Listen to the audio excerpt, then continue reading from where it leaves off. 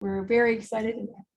We're very excited and happy to be here. And we decided to do this as a team, as opposed to individuals popping around screens.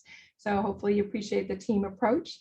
My name is Pat Swick. I'm the director of the Central Michigan University Health Professions Residential College, which is a living learning community. And I have with me today Brendan Roth and Melanie Schell, who are two peer mentors in the program, who will be sharing their stories once we give you an overview of our program. So what we want to talk about first is what we're about. And I know there's many definitions, and we've talked about these, especially yesterday, of understanding what different programs look like. First of all, to give you an idea, our institution is Central Michigan University. It's located pretty much in rural Michigan, in the middle of the mitten, as they say. And we have approximately 18,000 undergraduate students. We ourselves work with our Herbert H. and Grace A. Dow College of Health Professions Residential College, which is a living learning community that was started back in 1999. The average size of our living learning community right now, after COVID, is about 100 students. Pre-COVID, we ran about 160 students. And part of our presentation that's important is that the staffing that was created, and we were the very first created on our college campus, is a half-time director, which is me. And then they actually do provide compensation for two peer mentors. And this is Brendan and Melanie, who are with us today. And that's what we have to run our residential college. So what we want to talk about today is that the real leaders in our residential college or living learning community are our students. And we, out of, when they say necessity is the mother of invention, with limited resources and limited support, I quickly learned how important it was to rely on students and their creativity and their energy, their passion and their involvement and living right within the community. I'm not a live-in faculty member. I have my office in the residential college, but I don't live there. So we creatively learned how to develop student leaders as the people that build, sustain, and actually look at the improving of the living learning community. All concepts that we heard about yesterday that I think are important. And the results of that is that our students have the opportunity to engage in personal and professional development in ways that many students don't. We're structured somewhat like a registered student organization. It's student-led. We also have a student board that gets together and they learn about strategic planning. They learn about setting goals. They learn really a lot about professional management of an organization, and then are held to that sort of a vision and mission all the way through their year serving on the student board. We have a large student board. It's about 18 members, and they work hard. Every one of them does with specific roles, going back to our previous speaker talking about the importance of clarity and structure. So our purpose, the why, and that's something that we, again, talked about quite a bit yesterday. We're a health professions residential college. So our purpose is to engage these future healthcare professionals intentionally in activities and learning opportunities that help them intentionally develop and apply knowledge, skills, and attributes for their future career success. All of our students identify an end goal, if you will, of being gainfully employed and or being accepted to a graduate program. If you're at all familiar with the health professions, getting into a graduate program is very competitive. It's not like I apply and I'm accepted the next day. There's limited seats and the competition is fierce. So the importance of our students beginning to prepare for that end goal is very important. We also know that if they're planning to go into a career directly afterwards, again in healthcare, they're going to want to be well prepared because it's a very challenging environment to be in. About 90% of the students in our residential college are pursuing professional graduate school, and that includes programs such as medical school, physician assistant, physical therapy, speech language pathology, clinical psychology. So we cover the gamut of the healthcare professions. And again, all of those programs are very competitive to get into. The what of our program. One of the things that we have done is to look at what students need to learn in order to be successful. And so one of the things we did for this program, and actually as we're looking at how we evaluate our program, is we looked at what employers through the NACE, if you're familiar with that, National Association of Colleges and Employers, excuse me, and then health professions graduate programs. We put this together along with information called a pre-professional checklist that is a checklist prepared for undergraduate students who are looking at getting into a graduate school. So based on their students' goals, which we assess in the very beginning, of course, with their application process, we identify and share information on what the schools and the employers are looking at, right beginning with their first orientation, which commences right before classes start. So we can talk to them about what sorts of things they're going to need to engage in. We ask them what their why is, and then we tell them how important these things are so that we set the stage, create a paradigm by which we hope that they will begin thinking about their education beyond just passing classes and going to classes and hopefully getting an education. So we utilize that pre-professional checklist directly with the students.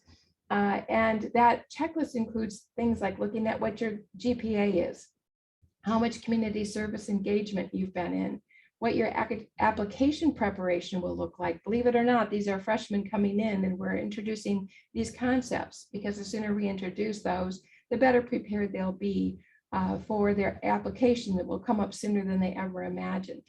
It talks about letters of evaluation and how you demonstrate leadership. So those are all motivations we hope to instill in the students early on.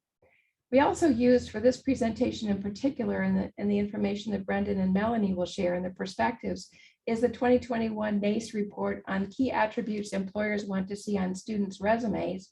And we correlated that or cross-referenced it with strengths and attributes listed for evaluators on common apps, if you will. It's not called that necessarily, but medical school, physical therapy, doctoral programs, PA master's programs, et cetera. We took a look at those as well. And I'm very familiar with those because I end up writing a lot of letters of evaluation for my students because of their performance and their engagement in the health professions residential college. These qualities, attributes in the checklist are used in preparation to guide and motivate students to get engaged in college, and especially in our program, which is called the HPRC Class Scholars Program. And that's the how. And in our Class Scholars Program, this is really the structure. We have a student board, of course, who leads us, but our Class Scholars Program begins with asking each student to identify their why of why they're at college. And again, this refers so nicely back to the plenary session we just had. Why are they there? Why are they taking this risk? Why are they crossing into the unknown? What are their goals? And how are they going to take steps to achieve those? So we have a set of requirements that are based on our 5 core values: being engaged in community, beginning to develop leadership skills, doing well academically, learning outside of the classroom through scholarship, and through community service. So students are required as freshmen to become engaged in those areas, and we provide opportunities for them to do that. And then we help them with a record system for keeping track of those, or a co-curricular document, if you will, for them to be using when they apply to graduate school. And what happens with this process is it establishes high levels of expectations for both engagement and for student success. And we all know from the research and the literature that students who are engaged in college and connected do better in school than those who isolate or defer to only their studies and nothing else. That in turn builds a culture of curricular and co-curricular involvement, and that's promoted and sustained by the student leaders. They're the ones, the student leaders, who live within the community and serve on the student board. So they have an investment in their students' engagement, and they also have the opportunity to promote student engagement by being right there on the front line. They provide and disseminate information and opportunities for leadership development, both on and off campus. And a part of all of this is building a safe, caring, and supportive community in order to take those steps of stretching, reaching out, beginning to be involved outside of the classroom, and to be involved in the community as well for learning and growth. The outcomes of this are that the students are motivated to engage in the program. We've done a few learning communities leadership conferences over the years. And one of the biggest problems identified is the problem of getting students motivated to engage.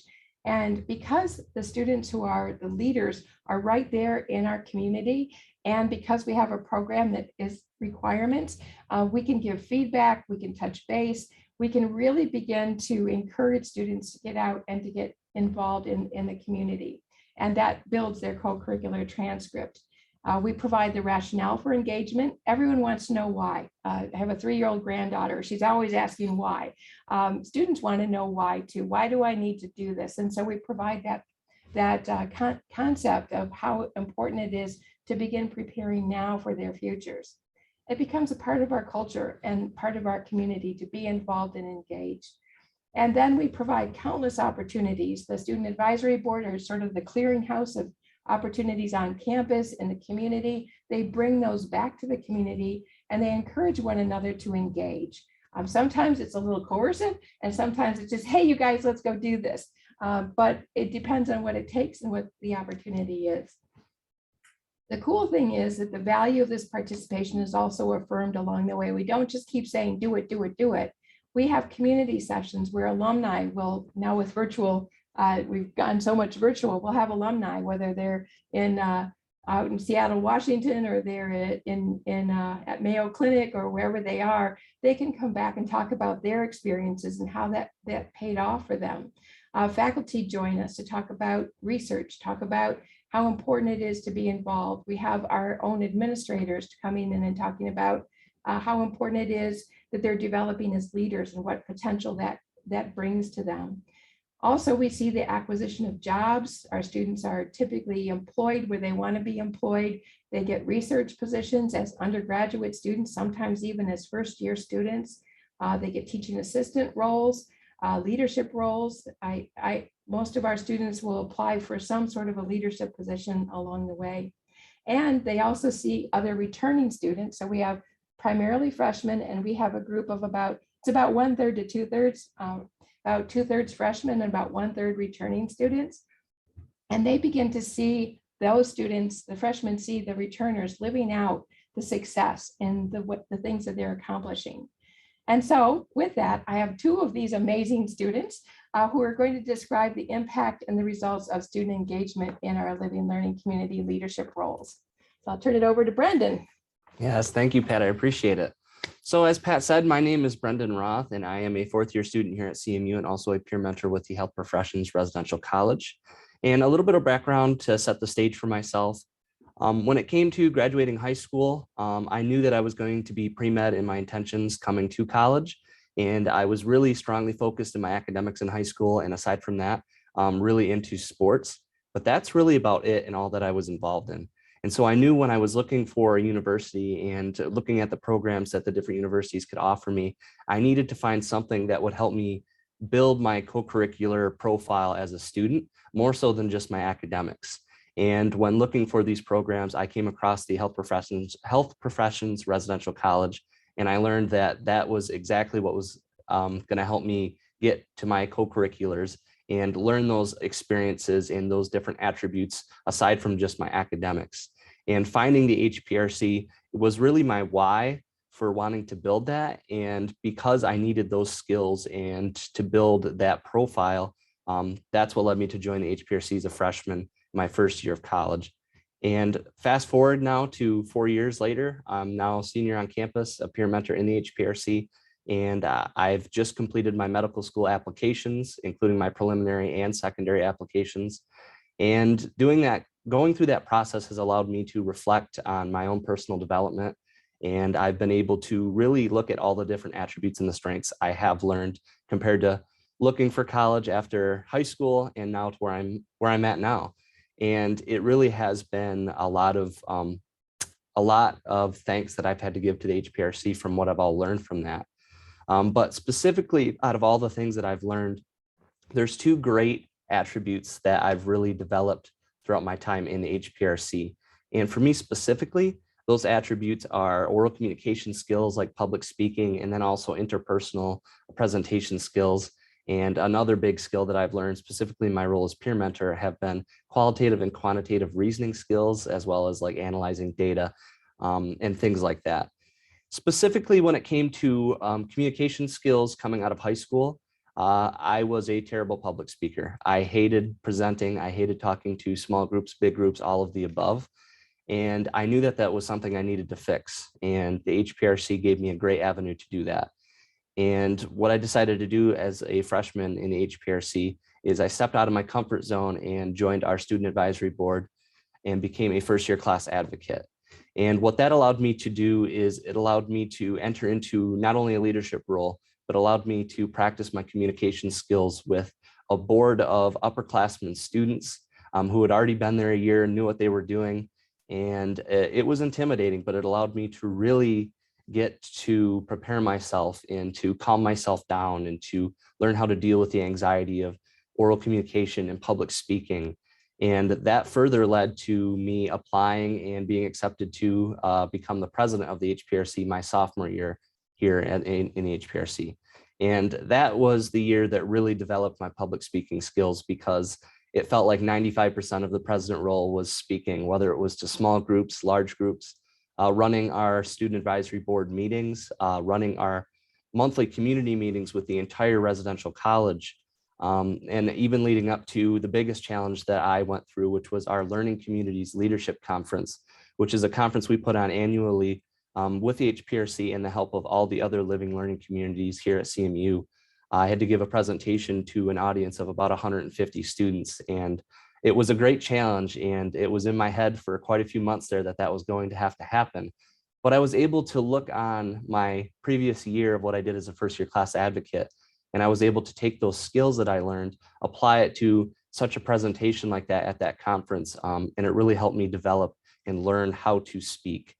And now moving forward into my medical school applications, having these skills is extremely important, especially when it comes to the interview process, because having interpersonal skills and being able to sit down and talk to people, being able to listen and being able to identify what's important through me just through those interactions is extremely helpful. And I'm very lucky to have been able to learn that now after these years.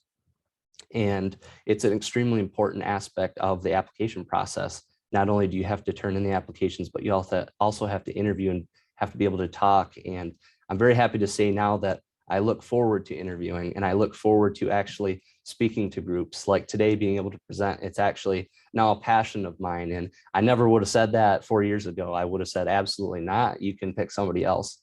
But I'm very thankful that I've been able to learn that and been able to hone that skill. And then moving on to another great skill that I've learned specifically in my role as peer mentor for the HPRC has been the ability to quantitatively and qualitatively reason and also analyze data. And like I said, specifically being peer mentor, one of my greatest roles is keeping track of all of our statistics here in the residential college. And that goes along with our GPA for all of our students, our class scholars program that Pat explained earlier, keeping track of all that data, our student involvement and attendance, and our own HPRC events, and then across campus as well. And I use many different systems to keep track of all that kind of data, such as Excel spreadsheets and Google Forms. And being able to keep track of that and keep that organized is an important skill that I've been able to learn. But almost more importantly is being able to therefore interpret that data and those statistics for later use to enhance and improve our HPRC program. And to also set a foundation for future years in the HPRC. And I've been able to do that through things such as the end of the year assessment, which is one thing that I work on at the end of every year. I gather all of our statistics and data here in the HPRC. I organize that into one form so that it's easy to interpret. And like I said, we use that as a college and as a student advisory board to improve our own program. But that also gets sent to the College of Health Professions here at CMU, our dean and associate dean. And it gives them a nice report of everything that we did in the previous year of the HPRC.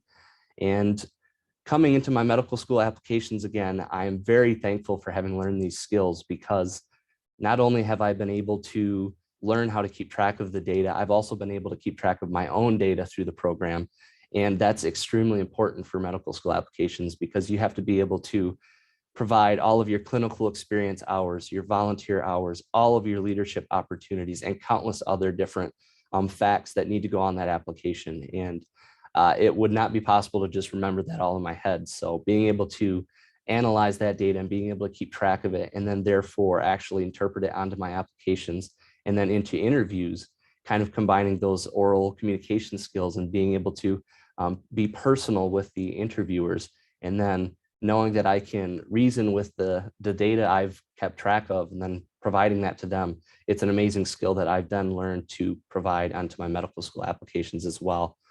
And so in summary, when it comes to learning these two skills and everything, as a member and a student leader in the HPRC, I've really been able to develop many different critical attributes, but these two specifically have been important to me. And they will help me in my pursuit for medical school. They already have with these applications. It made it a much more simple process, and I feel much more confident doing so as well. And I know it'll help me become a more effective and caring medical doctor as well in the future. Yeah.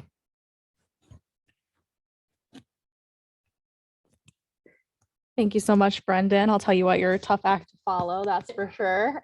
Very professional. Yeah, so for those of you that have the honor to join us for the beginning portion, Miss Janine spoke a little bit about imposter syndrome. And as she was talking, that definitely kind of stuck out in my heart a little bit. And I'll get into a little bit why here. In high school, I had a very different experience than Brendan. I moved high schools about halfway through. I was not really involved. I did well academically, but I would say I did about average. I was average in a lot of the aspects of my life. And trust me, I was painfully aware of this fact. I looked at those around me with slight envy, and I looked at all the experiences they had in leadership and in community service. And I wanted that. I wanted to be involved in a community like that. I found that I lacked that sense of family in my high school career, and I was looking to start fresh in college and really get that opportunity. And so growing up, my mom raised me on her own with my younger sister, and she put herself through nursing school. And she really set the foundations for education and why that's so important to me now. And so I knew from a young age I wanted to go into healthcare. And so I researched that a little bit more at Central Michigan, and I found the HPRC. And when I tell you that was a pinnacle life decision, I could not emphasize that enough. If I hadn't joined the HPRC, I doubt I would be half the woman I am today. And so, yeah, my name is Melanie Schell, if I didn't already cover that. I'm a biomedical sciences major pursuing pre-med, just like Brendan here. And so as you can see in these pictures, I have had a myriad of experiences because of this program. I've gotten opportunities in service and opportunities to meet people who I now consider family. And so those people there at the football game, those are my why. That's why I'm here today to talk to you guys about this program. The people that I've met have impacted me so greatly that I seriously could not be who I am today without them. So that being said, a little bit more into the meat and potatoes of our presentation. Obviously, I've learned so many skills in our program, but most importantly, I've really noticed that initiative and having ethical and professional skills are what I've taken as key takeaways in this program. And so essentially with initiation, what I mean by that is the ability to be a self-starter. So I don't know about you guys, I obviously can't see you raising your hands. Hopefully virtually you're joining me. How many of you have had a situation in your life where you've really just had to kickstart it? You've been faced with a problem where you realized that you needed to find a solution and you were just simply tired of being in that problem. You needed something. And so that was me joining college. I needed to do something. I needed to kickstart my life in a dramatic and radical way, and joining the program has helped me do that. And so just like Brendan, I decided to apply for a board position, which was so outside my comfort zone. I'm honestly surprised I was convinced to do it. I didn't even really know what the position entailed. And I thought I failed my interview so horribly. I remember coming back to my dorm room and just putting my head against the wall. I was like, you know what, there's no way I got it. There's no way I got this board position. And then Miss Pat here, she called me and she said, Mel, you're in. We want you on the board and we want you to be one of our first year advocates. And if I would have known the growth at that point, I think I would have had to take an aspirin or something because my head would be spinning. But yeah, so from that position, I really learned the value of taking initiative. It was a really kind of loose position. That position is on our board so that we can inspire leaders to join even higher board positions, as you can see Brendan being president right after that experience. And from that, I learned to take initiation and take control of my life. And so I started a couple different programs. One of those was called Donut Stress. And that was, it may seem kind of cheesy or silly to you that that is a pinnacle moment of my collegiate career, but it really was. I learned the value of starting community programs, and I initiated that program from the bottom up. It was the first program I had ever run on my own, done the organization for. And so I took initiative in that regard, and it turned out to be a hit. It's something that we still do now 3 years later in my junior year here at CMU, and I absolutely adore it. It's one of my favorite programs. Yeah, I mean, who cannot love donuts and yoga? So and then I realized now that I'm going into, my junior year applying for medical schools and taking my MCAT, that I needed to have that initiation, that when I look back and do that qualitative and quantitative data, that the way that I have grown is shown through that initiation, shown through just taking a step forward and saying yes to opportunities, and pushing myself towards that edge. And so I think that this is so highly applicable to medical schools and my success in my future career. I don't know about you guys, but I would not really want a doctor that's a robot. I wouldn't want a doctor that simply knows all the information. You want somebody that is very good at communicating, very smart, but also a good people person, and that when there's a problem, they take initiative. And so I would like to apply that in my future career. Alongside with that, ethical and professional skills, I can't emphasize enough that in order to be successful in your career, you need to be able to work in a team. And every healthcare setting you'll ever work in is so highly team-based.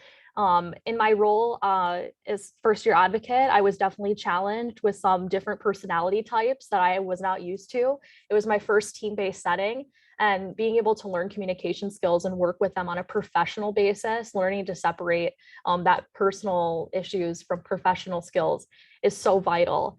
I stepped up my second year to become a volunteer coordinator, which, I mean, that was a stretch, I'll tell you that. I didn't apply for the board position.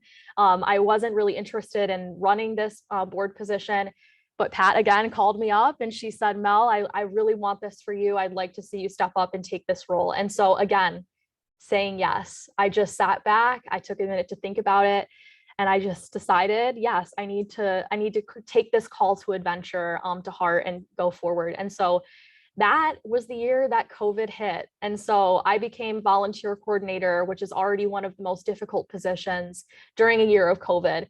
And I decided I wouldn't let it stop me. I'd use my initiative skills and I'd take care with those ethical, things that have hit us in this past year.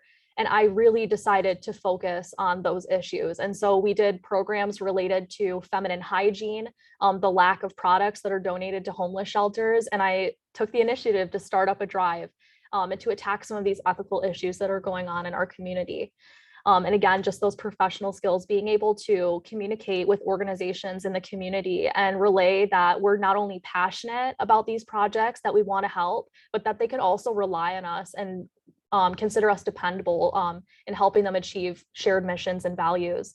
And so again, those ethical and professional skills, as I go to apply for medical school, are going to be so vital.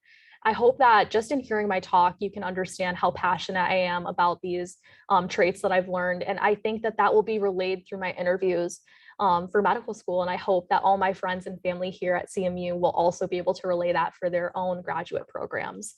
And so with that being said, this program overall is just a really great opportunity for us to grow. And I hope that you guys can take back some of this information to your programs, that students getting involved, you give them such a sense of purpose, and that even if it's just one student that you're reaching, it is such an important part of their life. And I don't say any of the things today just to brag or to kind of talk more about myself. But just that I am one of thousands of students that have gone through this program and become successful healthcare professionals. Thank you, Melanie. Thank you, Brendan. Amazing. And these are two of the top students, but I'll tell you what, this is pretty much the quality and the caliber of the students. And I don't think it's necessarily they come in with it. It's that they're inspired and motivated by working with students like Brendan and Melanie, who serve now as peer mentors and role models for our students, as do the other board leaders that we work with. And the program works. It's been really fun. I've been with it since 1999 and have had the pleasure of seeing our students be accepted into very, very competitive programs. University of Michigan, Mayo Clinic, University of Nebraska, their neurology program, Michigan State University, Duke, and many, many more. And have people out there with their MD, PhD, former students, dentists, doctors, PAs, PTs that are typically hired before they graduate once they get into graduate school. So we see that the program lays a foundation for success and it carries on. We have that great alumni, and the cool thing about our alumni is they don't forget. A little bit due to Facebook, I will say so. I stay in touch with people, with students that were in the program in 1999 when we opened, and they're now parents of many children, and they're about to approach my age. But they are medical doctors, DOs, DPTs, PAs, SLPs, and they really promote the program out in their own communities and of course Central Michigan University. And they also offer to do job shadowing with our current students, to do presentations with students, and to come back and to pay it back, if you will, for what we invested in them as part of the program. And to conclude, when we've learned that by involving students in leadership roles, again, out of necessity, it provides an opportunity for creating that culture of engagement and involvement, and contributes to the success not only of every learning community student, but also to the entire program itself. It contributes to their goals for their future, and then how we are successful as an organization. And it's amazing what students can do. I chose to close this with a quote before we go into a little Q&A, is never underestimate the power of dreams and the influence of the human spirit. We are all the same in this notion. The potential for greatness lives within each of us. And if any of you are track and field fans, that was from Wilma Rudolph, who was a first-time 3 gold medal Olympian in the 1960s, first woman to ever win 3 gold medals in the Olympics, and without saying, without needing to be said, first African-American woman to achieve that feat as well.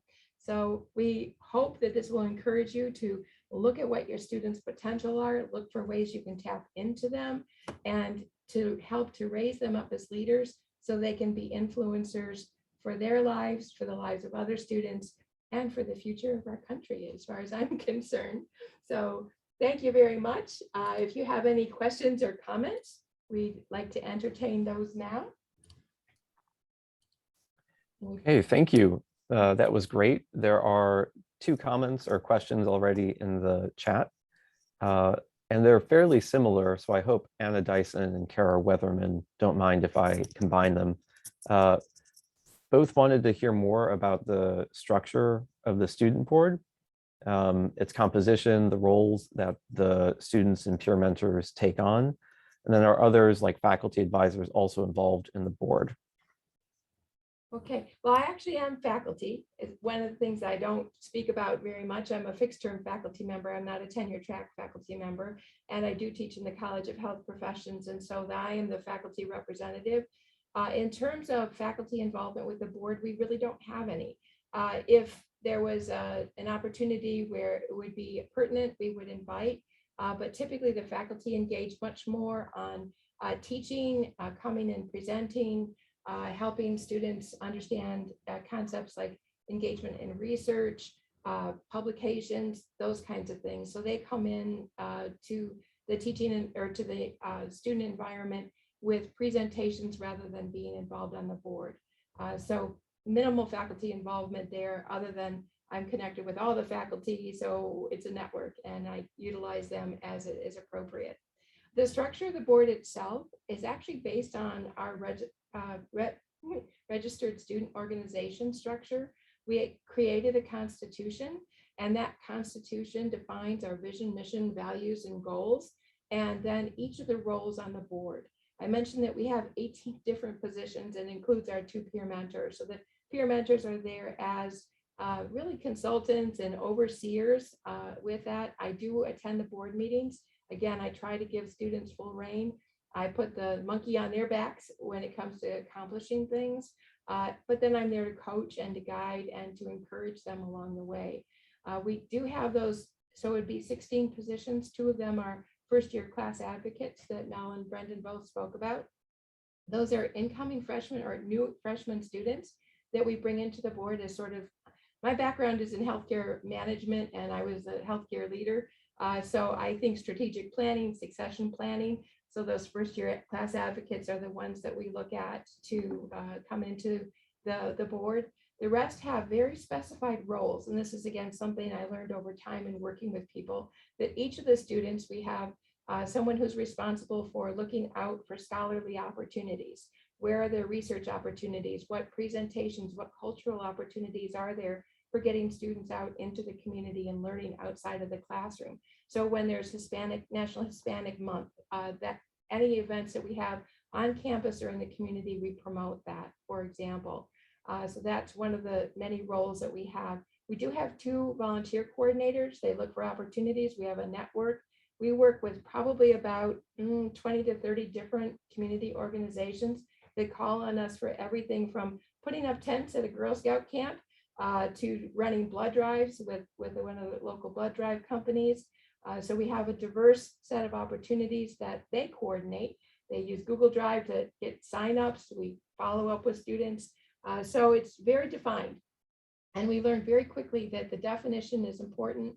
And I mentioned strategic planning. Each person on the board during a fall retreat that many of you do as professionals, they generate their own SMART goals, and then they're held to those goals throughout the year. So the learning for these students, and they then go on to become the president of the pre-med club and the president of the pre-PA club, or they might be this leadership safari leaders, but they do grow into those roles based on what they've learned, and then they carry that into other organizations, which I see as a huge asset to our university overall. Hopefully that's enough of a picture, and happy to share that constitution if that would be of interest to anyone. I did put up my, and I'm listed there for a contact as well too. I want to add too, with the student advisory board, it really is so incredible to see all these students do their work, because aside from us 3, the rest of these students are all service-based positions. They do this solely by volunteering, and seeing that they do it that way and are still so motivated throughout the entire year to carry on all these events and these programs just for our HPRC students to succeed along with themselves. It's really a type of motivation that you don't really see across campus anywhere else. And I've loved working on the board all 4 years I've been here. I love each and every one of those board members, and they really are a true part of my family. Yeah, our motto is, it's the place where strangers become friends and leave as family. And again, when I get pictures from our students of their weddings and their births of their babies, I see many other health professions, residential college students in that wedding party, or there to check out the new babies. And it's really fun to see because of the community. And it's, again, something that, a theme that ran over and over again, that it's all about the love and caring, and that this is a safe place where we look out for one another and we encourage one another's success. And most of the students in the hall be involved. Actually, oh, must students live in the hall to be involved? Yes, for their first year, and then we have extended membership. Do you want to talk about that? Yeah, so basically the way our program is run is that, as Pat mentioned earlier, we are primarily a first year program. And so we're really focused on fostering growth in those first year students. And so part of that, to reach our core values, is that the students should live with us. And why we say that is because we have so many community events going on in the halls. We do open door wars and door decorating, and we do run, we get in trouble a lot for running down the hall, just put it that way, because we're all part of a big community. So living in the hall the first year is a requirement of our program. And then we really do encourage students to stay that second year and to get involved in leadership and to take on that mentorship role. And then obviously we have our extended membership program. And so they would be involved in that community service aspect as well, and still involved in a lot of the opportunities. And so we really want to foster not only the first year students, but also continue and follow the extended members, as they are just as vital to our program. hopefully that's helpful. I think we're probably right at time here, right, Timothy? We're close. It's 11:41. If Oh, there's great. another short question, I think we have time Sure. to entertain it. Oh, yeah, great. Thank you. Okay, how many first years are there living together in the hall? In a traditional year, pre-COVID, we would have really pretty close every year to 100 freshmen, somewhere between 96 to 104 freshmen students. And then typically the other third of that would be returning students, primarily sophomores, but also juniors and seniors coming back in leadership roles. So it's probably about 50 of those students coming back are sophomores, and then a couple of the upperclassmen moving back into, again, to lead. We provide lots of leadership opportunities, not only on the board, but we've also created pre-professional cohorts. So if you're a pre-med student, you could potentially become a team lead, and you would meet together with a group of other pre-med students to talk about coaching, to talk about preparation, MCAT preparation. Same thing for each of the other professions. We have a team lead.